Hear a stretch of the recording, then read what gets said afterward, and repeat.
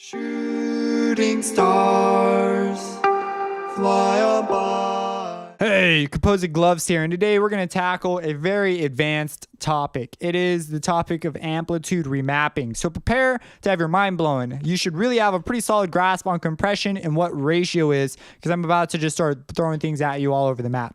So first off, I want to show you something cool that when you're done and you have a knowledge of this, that you could kind of do. So I have a kick here on pattern 2, and if I play it, that's what it sounds like. It is going through Maximus. Without Maximus, it sounds like that. This is all, and see, there's much punch here.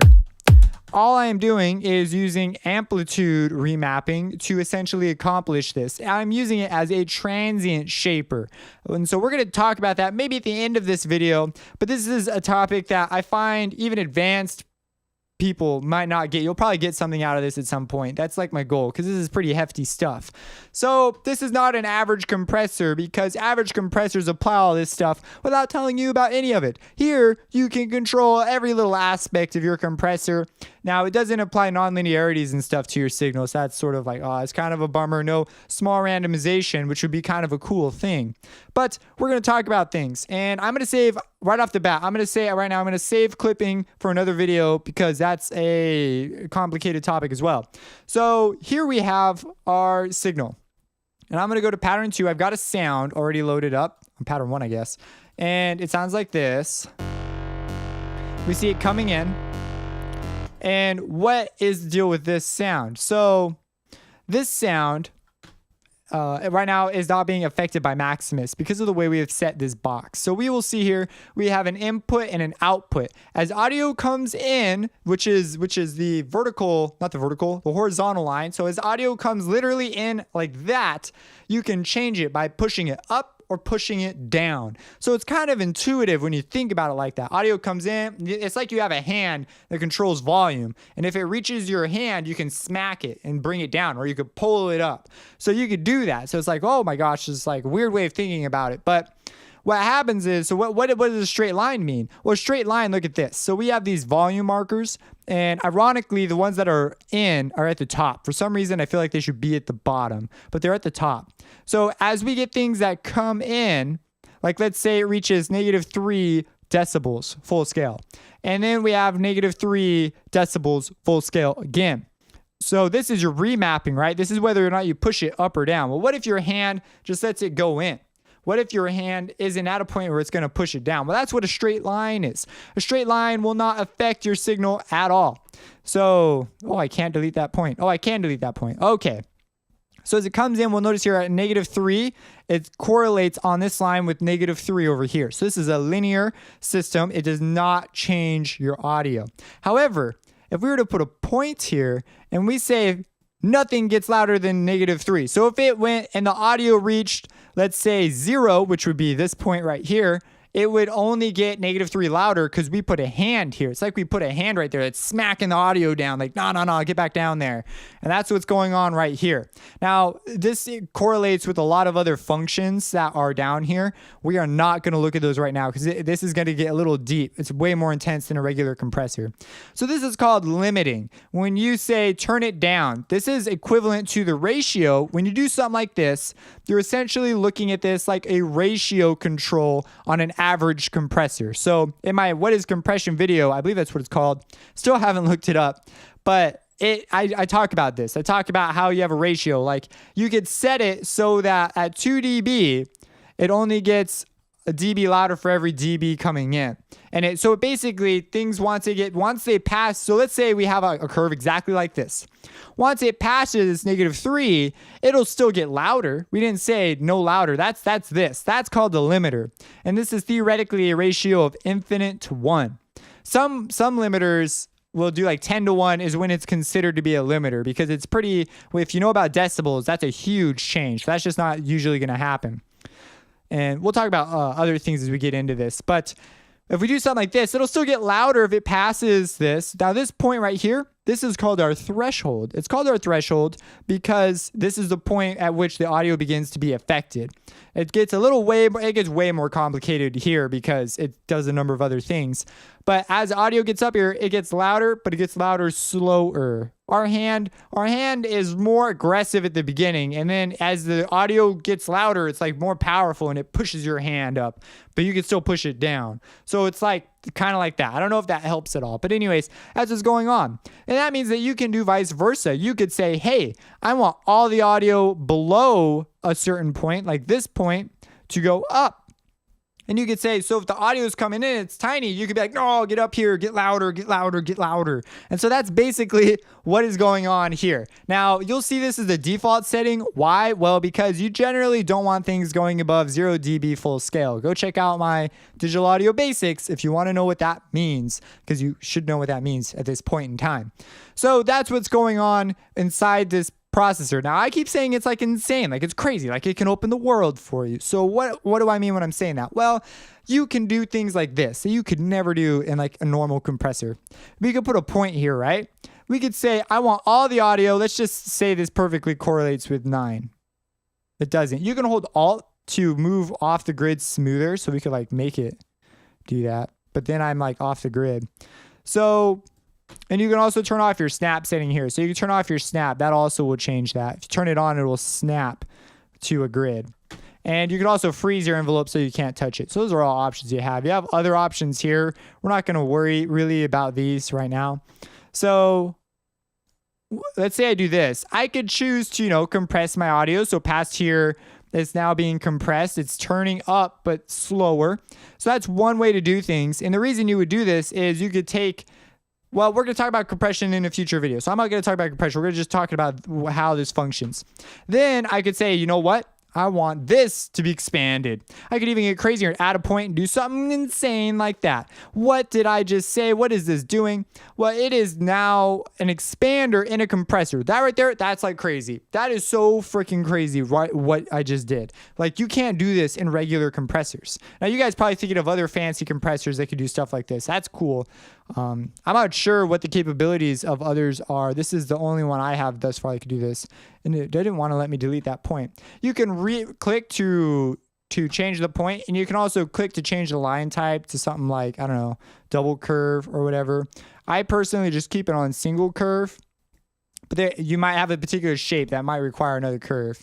So let's talk about. So we know that we can expand audio. So we could say everything below here gets louder and everything above here gets softer. And this is basically like insane. That's basically what this is. Now let's introduce sound into this equation, because we've been talking theoretics here. Well, when you do it, let's look at this. We see our sound, look at it, it has to go up. It doesn't just poof, it's there. You see it come on really quick. As a result, you can use this thing as a transient shaper. Now we're going to talk about that in a second, but let's grasp some other basic things. So we know what a limiter is. It's basically, it forms a line that does not let stuff through. And there is another function. So we've covered compression, a limiter, an expander will increase dynamic range. So if it's softer, it'll pull it up by so much. It'll expand it. Now we put a limit on here. So there's a point where our expander basically is a limiter. So it's not always an expander in a strict sense. So if you don't understand that, just know that expander is when, if something was soft, you make it louder. You're able to set a threshold and say, at this threshold, things get louder faster rather than louder slower. They get faster. There's something called a downward expander, which is when things get soft, they get softer faster. And my mouse just stopped working. So let's see, there it goes. Okay, so now, nope, it just died again. Oh, this is a bad sign. Okay, now let's say, so that's an expander and that is a compressor. There's one other thing, it's called a gate. A gate looks like that in Maximus. What a gate does is it says signal, as you can see, it says 0. It's like no signal gets past this. It must reach a certain volume. It must reach a volume for it to come out. Now this gate is also compressing our signal though, because it is letting signal through, and then as it gets louder, you see it's been compressed from our 1-to-1 ratio. So if we want this to be a true gate, then we are going to do something like this. That's a true gate. Like, that's what a real gate will look like. So it doesn't do anything to our signal except turn off sound. So if we were to turn this down until it's below our gate, you can hear it chat. This is called gate. It's chattering right now because it's sitting right there at our threshold of our gate. And so you'll see this all the time on other gates. But the great thing about Maximus is you could just, draw compression in. You can make it really natural and still get rid of like unwanted noise, low level noise in your signal and stuff. So those are gates. That's what all that jazz is. Now let's talk about something that's kind of advanced. And then I think I'll call it good and we'll start approaching topics more strategically. No, there's one more theory thing I need to talk about. So we noticed that volume has to come in and then turn down. So this presents a whole interesting slew of ideas because as volume comes in, as it gets louder, the frequency content also changes. And then in a regular instrument, it changes, but here also it changes. If you were to watch a spectrogram, so let's like open up a signal analyzer and watch as we play it. You see our spectrum is changing while it's playing. So as things get louder, specifically, we're going to talk about something else that's also I'm overlooking right now too on purpose. As things get louder, when we make changes like this, for a second there, 1K may be over here, and then it may move down over here and hang out over here. So in a multi-band compression setting, if you had like just your highs going and you were doing some sort of compression, 1K may be more compressed over here and then be less compressed over here. So this colors your signal. It's not quite the same as an EQ because it's basically the frequency chooses how loud it wants to be, where it wants to be. A dynamic equalizer will specifically target that one frequency. But this guy can move up, down, and around. It could be compressed over here, and if we do something like this, suddenly now it's being expanded. It's getting louder. So we have this really interesting sort of relationship going on with this graph. And as far as I've like never seen a tutorial that even talks about this. It blew my mind. It blows my mind. There's nothing out there at all that I could find. If you guys know someone who talks about this, you should like drop it in the comments because I think that these resources are lacking and there needs to be more people who talks about this. Now this presents an interesting thing. So if we have something that turns up and then we turn it up over here, the frequency content will change. Well, look at this. When I turn the sound off, it has to go back. So this presents interesting issues that typical transient masters will not have. Typical transient masters are made to process audio continually in this fashion, specifically adjusting transients. They have ways of detecting transients. Here, this works great for one shots, but it won't quite work for that. What are you talking about? Well, as things turn, there's two initial states we need to be, well, three states that we need to be really concerned about. The attack, the sustain, which is a whole load of stuff can happen in there, and then the release. So as signal comes in, how is that initial signal, that signal is special. We're going to talk about that. Then when it releases as well, that is also very special. And there's an art to sort of setting this up. So let's get into some basic theory. If you understand this, great. If you don't, you need a stronger grasp of the basics. So go check out my sound synth basics or digital audio basics, and maybe even some synthesis designs, because this is quite an advanced topic at this point. So let's open up. Well, I guess it's not, I don't feel like it's super advanced, but it's definitely hard to explain. So maybe it is advanced. Here's that kick I had. And remember how I said there's like a couple states we're really concerned with? The attack, sustain, and release. Well, at the release, well, first we need to talk about sine waves real quick. So in the ideal world, when you turn a sine wave up and down, the amplitude merely gets softer. And so let's say it's a sine wave like this, right? Well, if we turn it down, it's got to do something like this. It's got to change its trajectory when it turns right here a little faster. This is really, really, really important. It's the fundamental idea of clipping too. That by definition, sine waves can't do that. They can't. They stay at their amplitude, and if you have them at their pitch, if you change the volume, they must change amplitude as well. Because if you turn it down, you've now created a downward motion, because a sine wave is one pure tone, simply recorded, or simply, if you were to think of it in digital audio terms, It's just the samples being played back at their amplitude that they're supposed to be played back at. But as soon as you change the amplitude, you've added frequencies. You've added content to your signal. So by definition, whenever you turn stuff up or down, you are inducting something. You're injecting additional frequencies that weren't in your original signal. This is one of the reasons that coloration exists. Sine waves cannot do that, and all your signals are nothing but sinusoidal components. So when you change the volume, you color your signal. Now, so that's step one. Now, let's talk about transients. Now, if you don't know what a transient is, a transient is a moment of excitement. And that's the definition. In audio, it's wherever we have a sudden peak. It's excited for a second, like, whoa, like that was a transient. So as we look here, we have, now this is a little misrepresentative because it's so tiny, but as you can see now, it's pretty obvious. We have it quite loud. This is our transient. This portion right here, all of this, that is transient territory. Why do we, you'll hear the big deal about preserving transients, keeping transients the same. Why do we care? Well, because our ears are really, really, really sensitive to these things.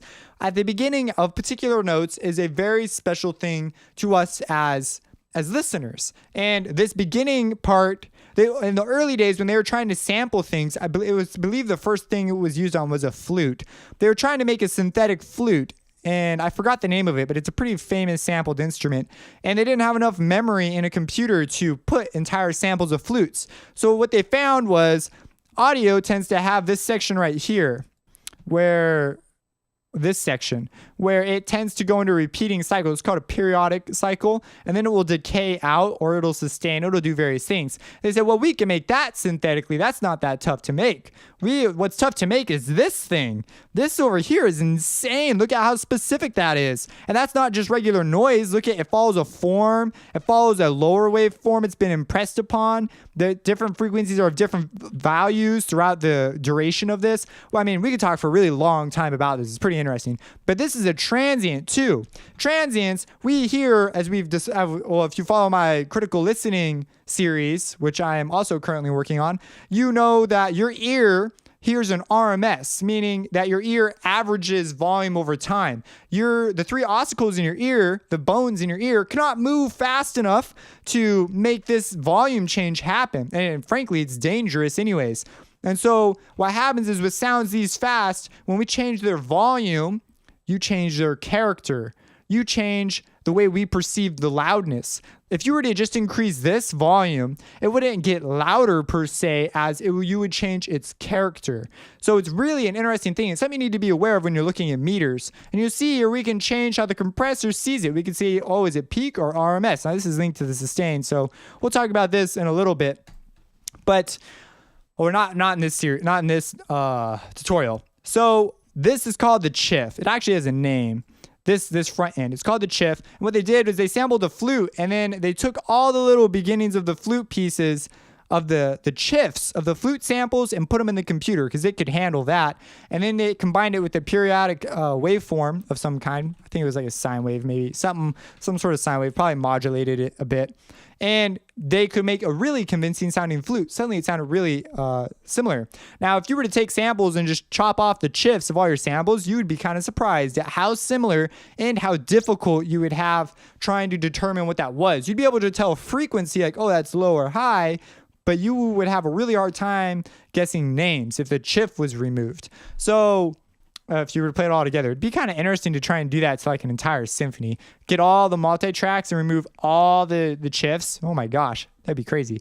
So there's a lot more to this intuitively that comes on, but let's talk about, now we know that changing this is a really big deal.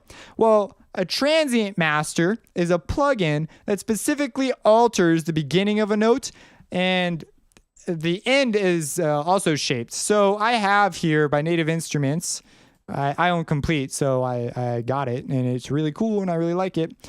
Where are you? Here it is. I have a transient master, so I'm going to turn Maximus off. I'm going to go to that kick on the channel rack, which is on channel 2. That's this. Okay, so now I'm going to turn it on, and right now it is at default on all its settings. Now you notice it can affect the sustain and the attack.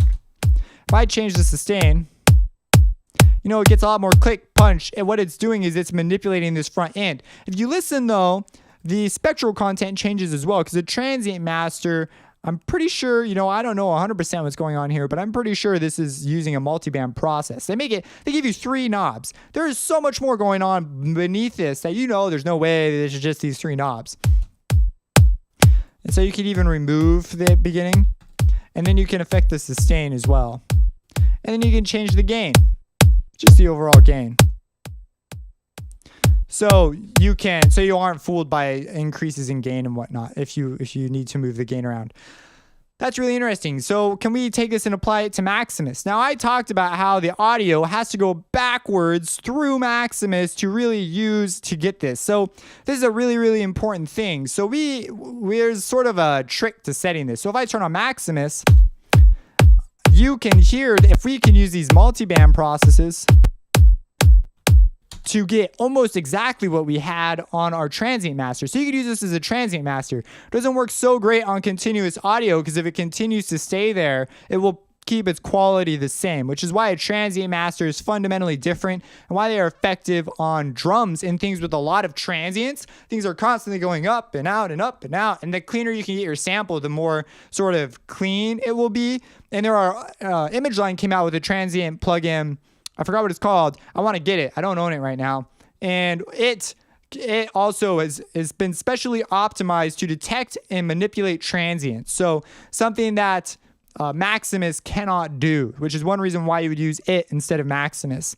So let's talk about how you can use Maximus though for one-shot samples, because that's most of you guys probably wind up using these if you're like a dance producer or whatever. So let's talk about how you can get the most out of Maximus. What is the art of setting this thing? I've deliberately avoided a lot of this other stuff just because it gets a little complicated theory-wise as well. But if you're still with me, man, good job. So let's open up a new channel, a new pattern. Or I guess I didn't need to do that. Fill it up before. We'll put it on a new track, something without something on it. So what is this, on track 6? Now we're going to put a Maximus on it. So Maximus right here, la la la. And we're going to zoom it up because it's vectorial now. What we're going to do is we're going to play our sample. So we play it and we listen to it. And we're like, okay, let me show you something basic. We know we're going to need to get into the multi-band realm if we want to achieve dynamic results, because we want to affect specific frequencies differently. We've talked about how to separate your bands, so you are prepared to delve into this.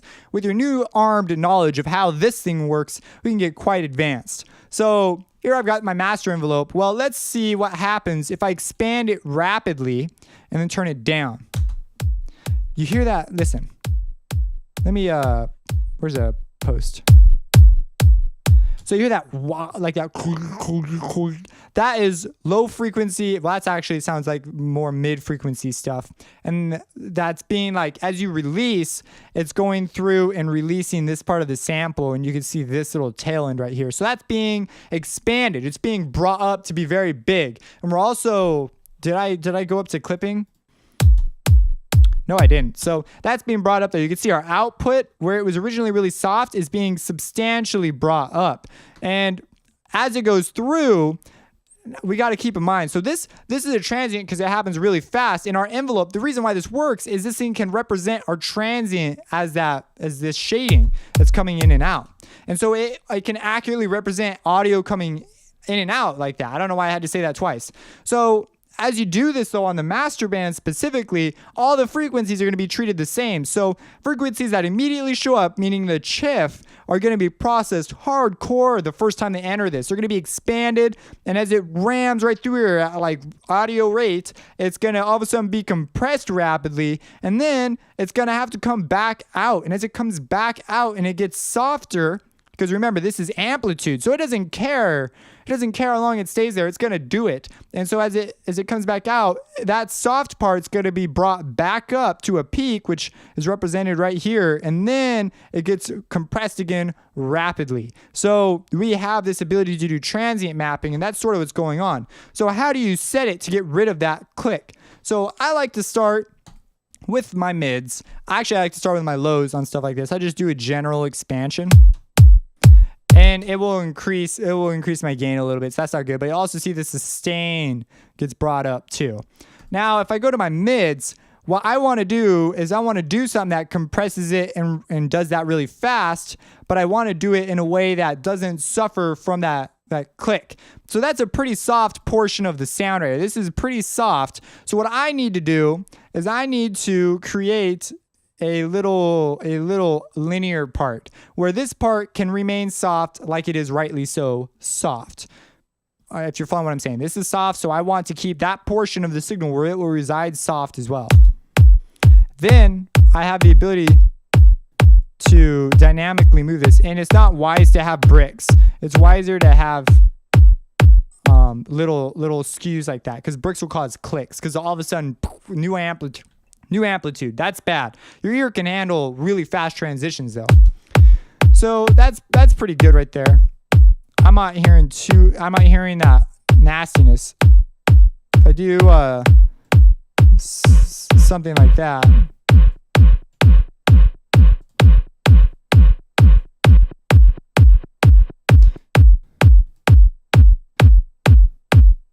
Anyways, yeah, so you can finagle forever with this. And you can do the highs.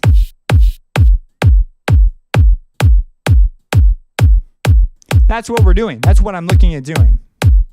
Which is why you want to have little ramps down here so you can avoid that clipping. We go to our master and try and avoid it too. Now we could set a permanent offset. But sometimes it actually sounds pretty good. And because the audio has to exit, it doesn't matter. It will just change the quality. You're basically immediately taking everything and bumping it up like however many dB you set.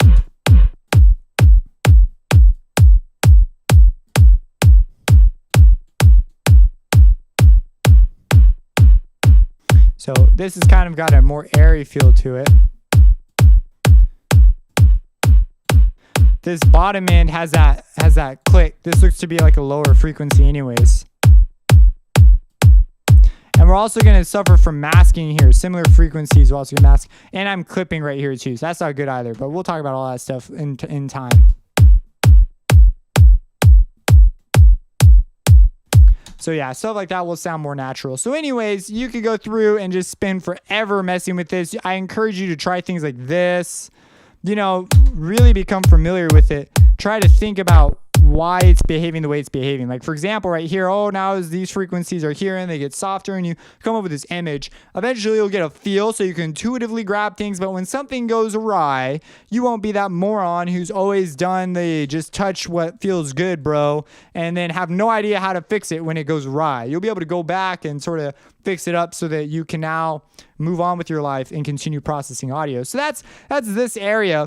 Hopefully you understood it. If you understood it, give me a thumbs up, because that's like an accomplishment. That's an accomplishment, man. Like, come on. Subscribe, share this with a video if you think someone will find it valuable. Support me on Patreon. I've got a Patreon. Really cool. Good people do that. Not that you're bad if you don't do it. It's just you're a little gooder if you do it. And have a blessed day. And I'm going to show you the sound I have. So this is my pluck bass sound.